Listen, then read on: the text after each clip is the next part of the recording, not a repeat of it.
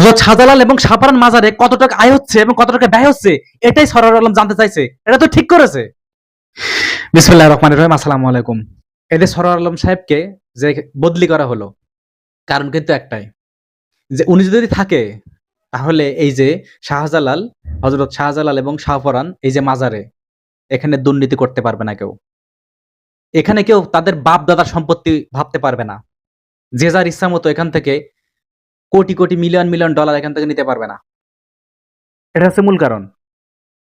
এখন দেখেন, এখানে এই যে শাহজালাল এবং শাহপরানের যে মাজারটা, বাংলাদেশে যত মাজার আছে আরকি, বিশেষ করে যেরকম ঢাকাতে কয়েকটা মাজার আছে, সেই মাজারগুলো সরকার নিয়ন্ত্রণ করে।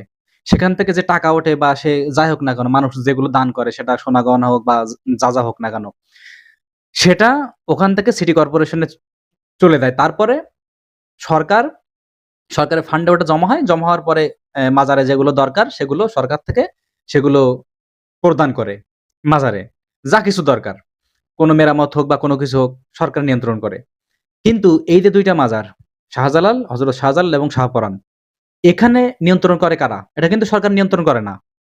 এটা কিন্তু নিয়ন্ত্রণ করে তাদের বংশধর যারা আছে, তারা নিয়ন্ত্রণ করে। খাদেমরা নিয়ন্ত্রণ করে আরকি। হুজুররা নিয়ন্ত্রণ করে। এখন এই যে টাকাগুলো ওঠে, এই টাকাগুলো কোথায় যাচ্ছে? এই টাকাগুলো যায় কোথায়? এই যে লক্ষ, লক্ষ কোটি, কোটি টাকা উঠতেছে, এই টাকাগুলো যাচ্ছে কোথায়? এটাই হচ্ছে জানতে চাইছেন ম্যাজিস্ট্রেট সরওয়ার আলম। এটা অপরাধ কি? এখানে দোষের কি? তিনি জানতে চাইবে না? বিগত দিন যেভাবে চলছে, সরওয়ার আলমের আন্ডারে থেকে ওইভাবে তো চলতে পারবেন না আপনি। কারণ সরওয়ার আলম সাহেব উনি হচ্ছেন একজন সততাবান মানুষ। নিষ্ঠার সাথে উনি চলাফেরা করে। অতএব আপনি তো চাইলে তো উনাকে কিনতে পারবেন না। সরওয়ার আলম সেই প্রশ্নটা ওদেরকে করেছিল। তারা টাকাটা কি করছে? কত টাকা উঠছে এবং কত টাকা, এক কথায় আয় ব্যয়। কত টাকা আয় হচ্ছে, কত টাকা ব্যয় হচ্ছে, সেটা ডকুমেন্ট সহ তিনি জানতে চাইছিল। এটা তো খুব সুন্দর একটা কথা। কারণ এটা যদি করা হয় তাহলে এই মাজার নিয়ে কোন দুর্নীতি কেউ করতে পারবে না। কেউ বাটপারি করতে পারবে না। কিন্তু দেখেন, এই লোকটাকে কিন্তু বদলি করা হলো। এবার যাকে বসাবে না কেন, যাকেই বসানো হোক, উইদাউট সরার আলম, যাকেই বসানো হোক না কেন, দুর্নীতি করবে। দুর্নীতি করবে এবং আগের মতো একেবারে।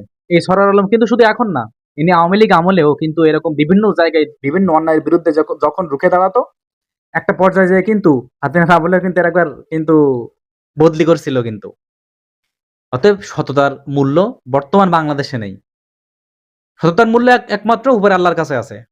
সততার পুরস্কার তিনি দেবেন। এখন সরোয়ার আলম মূলত সেটাই জানতে চাইছিল যে টাকাটা কত আয় হচ্ছে, কত ব্যয় হচ্ছে। এটাতেই উত্তেজিত শুরু হয়ে গেল। কিন্তু সাধারণ মানুষ যারা, তাকে যারা ভালোবাসে, তারা তো নিশ্চয়ই সরোয়ার আলমকে চাচ্ছে। এখন দেখা যাক বাকি কি হয়। তবে হয়তোবা সরোয়ার আলমকে হয়তোবা আগের চেয়ারে তার বসতে দিবে না আর। কারণ এটা বাংলাদেশ।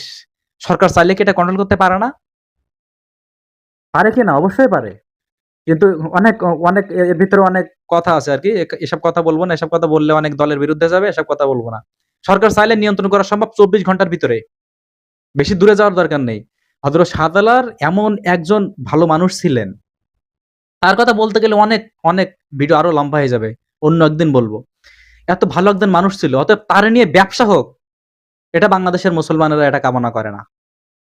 বাংলাদেশের যারা সততাবান মুসলমান তারা এটা কামনা করে না। মাজার থাকবে মাজারের মতো, কবর থাকবে কবরের মতো। সম্মানের সাথে থাকবে। সে যেমন সম্মানী মানুষ ছিলেন, তাকে এখনো সম্মান দেওয়া হোক। কিন্তু তাকে নিয়ে যেন কেউ ব্যবসা না করে। এটা হচ্ছে বাংলাদেশের ধর্মপ্রাণ মুসলমানদের চাওয়া। কিন্তু এখন হচ্ছে কি? হচ্ছে উল্টোটা। এখন দেখা যাক বাকি কি হয় সামনে।